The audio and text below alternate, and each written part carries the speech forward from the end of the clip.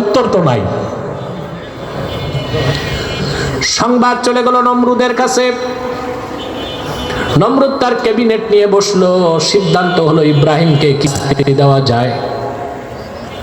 যে বিপ্লবে নেতৃত্ব দেয় তার নাম পরিচয় গোপন রাখা যায় না। ক্যাবিনেট সিদ্ধান্ত দিল, হাররিকুহু ওয়ানসুরু আলিহাতাকুম ইন কুনতুম ফাইলিন। ইব্রাহিমকে আগুনে জ্বালাও আর উপাস্যগুলোকে সাহায্য করো যদি তোমরা আসলেই কিছু করতে চাও। যেই কথা সেই কাজ। আগুনের কুণ্ডলী নির্মাণ করা হলো, কাঠের কামান বানানো হলো, কাঠের কামানের হাতলে ইব্রাহিমকে বসানো হলো। কাঠের কামান ঘুরছে, রশি কাটলেই তিনি আগুনে যাবেন। তিনি কতটুকু মুসলিম, আত্মসমর্পণকারী, আল্লাহ পরীক্ষা নিতে জিবরিল পাঠিয়ে দিলেন।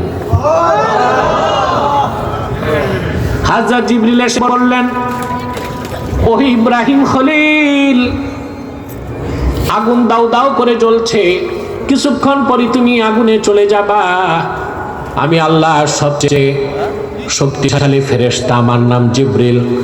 আলাকা হাজাতুন ইয়া ইব্রাহিম, সাহায্য লাগবে কিনা বলো। সুবহানাল্লাহ। পরীক্ষা কত কঠিন।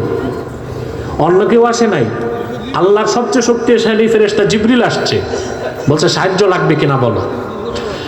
হযরত ইব্রাহিম পাল্টা প্রশ্ন করলেন, হাজাতুন ইলাইকা আও ইলাল্লাহ। জিবরিল, তোমার কাছে আমার প্রশ্ন, সাহায্য তো লাগবে। তোমার কাছে চাইবো সাহায্য না, যার ভালোবাসা আগুনে যাচ্ছি সেই আল্লাহর কাছে